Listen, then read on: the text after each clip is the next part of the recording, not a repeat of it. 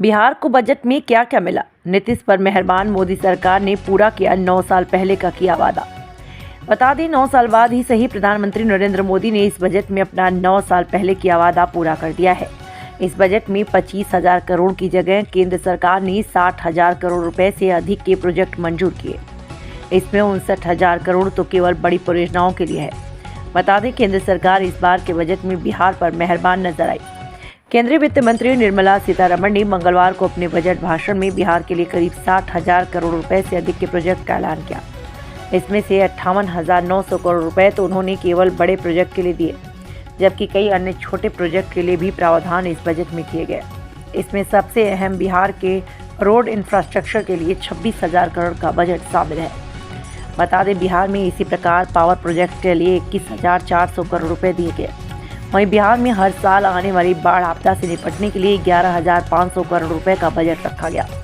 केंद्रीय वित्त मंत्री निर्मला सीतारमण ने अपने बजट भाषण में बिहार के लिए नए मेडिकल कॉलेज और एयरपोर्ट की बात जोर शोर से रखते हुए इसके लिए अलग से बजट का प्रावधान किया।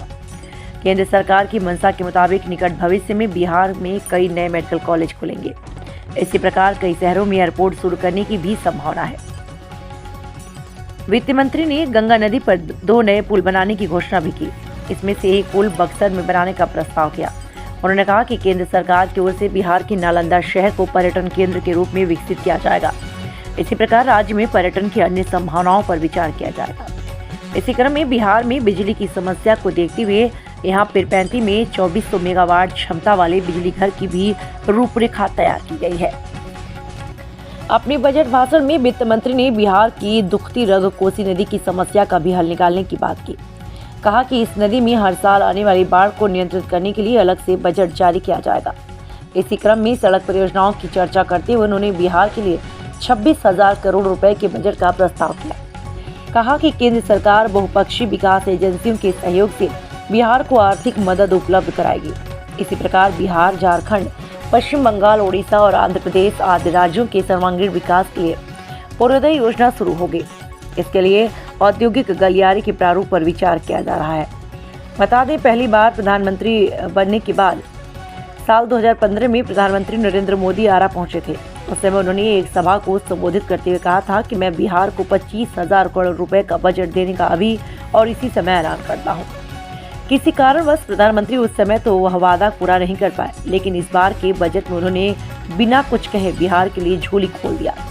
25,000 करोड़ की जगह इस बार के बजट में केंद्र सरकार ने बिहार के लिए 60,000 करोड़ से भी अधिक का बजट दे दिया है।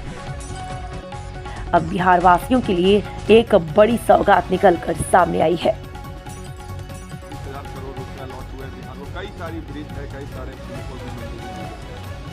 देखिए, केंद्र सरकार ने बिहार के लिए विकास के लिए, बिहार के नए उत्थान और बिहार के विकसित बिहार बनाने के लिए एक बड़ा कदम उठाया है। उसमें आज 26,000 करोड़ एक्सप्रेस भी बनाया गया है। बाढ़ से मुक्ति के लिए, नहरीकरण के लिए, युवाओं का, किसानों का, महिलाओं का, गरीबों के कल्याण के लिए बहुत सारी योजनाओं की घोषणा की गई है और इससे बिहार को पूरा लाभ होगा। पूरे देश के अंदर माननीय प्रधानमंत्री ने जो गरीब, युवा, किसान, महिला के लिए कहे थे वह बजट में साफ झलक रहा है और यह बजट भारत को विकसित भारत बनाने, बिहार को विकसित बिहार बनाने का एक बड़ा ही नींव रखा गया है।